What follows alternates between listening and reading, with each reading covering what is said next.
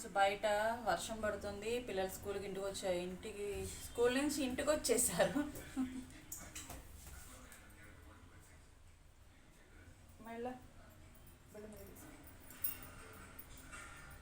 బయట వర్షం పడుతుంది. హాయ్ చెప్తావా? హాయ్ చెప్పడంట. ఇప్పుడు తనకి స్నాక్ కావాలి. ఏం కావాలి? స్వీట్గా తింటావా, హాట్గా తింటావా అంటే హాట్గా తింటానంటున్నాడు. ఇంతకు ఏం చేస్తున్నారంటే సినిమా చూస్తున్నారు. సరే బయట చెల్లైతే ఫోన్ చూస్తుంది, నేనైతే సినిమా చూస్తున్నా. బయట అయితే వర్షం పడుతుంది. బట్టలు మాత్రం ఆరడం లేదండి. రోజు స్కూల్ యూనిఫామ్స్ అయితే ఉతకాల్సి వస్తుంది. వర్షం పడుతుంది. బయట వర్షం పడుతుంది, చల్లగా ఉంది. సరే అడిగారు కదా వేద్దాము అని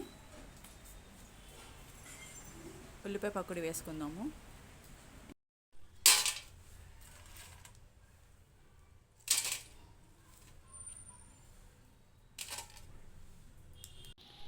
వర్షాకాలంలో వర్షం పడుతుంటే గుర్తొచ్చేది ఉల్లిపాయ పకోడీనే.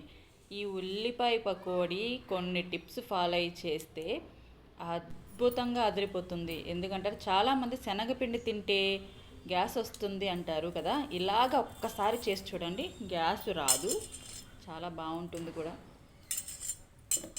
దానికి నేను సింపుల్గా మా పిల్లలు ఇద్దరి కోసమే కాబట్టి ఒక్క పెద్ద ఉల్లిపాయ తీసుకున్నాను.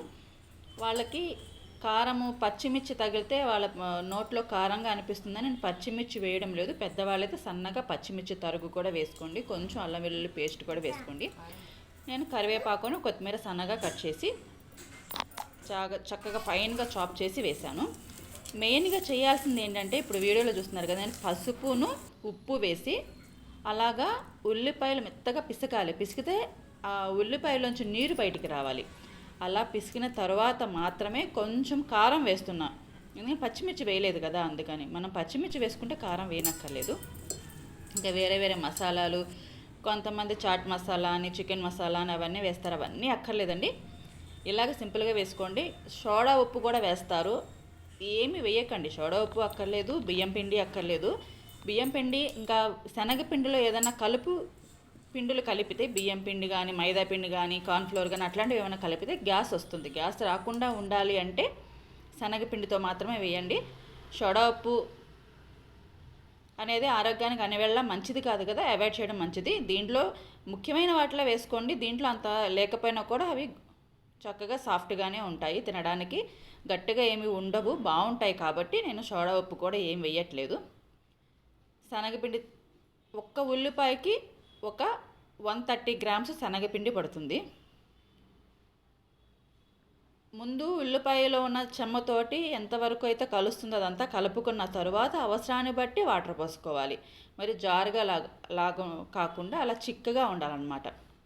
అలా చిక్కగా ఉండేలాగా కలుపుకొని ఇప్పుడు మనం పకోడీలు వేసేసుకోవడమే. పకోడీల కోసం నేను ఒక కళాయిలో ఆయిల్ పోసుకుంటున్నాను. ఆయిల్ బాగా కాగిన తరువాత వెయ్యాలి. ఆయిల్ కాగకుండా వేస్తే పచ్చిపచ్చిగా ఉంటాయి, గట్టి పడిపోతాయి, ఆయిల్ ఎక్కువ పీల్ చేసుకుంటుంది. అందుకని ఆయిల్ కాగిందో లేదో చూడడం కోసం చిన్న పలుకు దాంట్లో వేస్తే అది తెలిసిపోతుంది కదా. అలా ఆయిల్ కాగిన తర్వాత మనం మీడియం ఫ్లేమ్లో పెట్టుకుని వేసుకోవాలి. హైలో పెట్టేస్తే మాడిపోతాయి, సిమ్లో పెట్టేస్తే చాలా ఎక్కువ టైం తీసుకుంటాయి, ఆయిల్ పీల్చుకుంటాయి. అందుకని లో మీడియం కాదు, హై మీడియంలో పెట్టుకొని చక్కగా కాల్చుకోవాలి. వేసిన వెంటనే కదపకూడదండి. వేసిన తర్వాత ఒక 5 మినిట్స్ అట్లా వదిలేసిన తర్వాత వాటిని కలుపుకుంటూ అన్ని పక్కల చక్కగా వేగేలాగా గోల్డెన్ బ్రౌన్ కలర్ వచ్చేలాగా కాల్చుకోవాలి. అంతకన్నా ఎక్కువ కలిస్తే గట్టిగా అవుతాయి, అంతకన్నా తక్కువ కలిస్తే పచ్చిపచ్చిగా ఉంటాయి. కడుపు నొప్పి, గ్యాసు, అరగకపోవడము అవన్నీ ఉంటాయి. అంతేనండి, సింపుల్గా. వర్షం వచ్చినప్పుడు అట్లా ఫాస్ట్గా అయిపోతుంది. అబ్బా, అది అసలు పకోడీలు అంటే పడి చచ్చిపోతారు చాలామంది. చాలా బాగుంటుంది. మీరు కూడా ఒక్కసారి ట్రై చేయండి.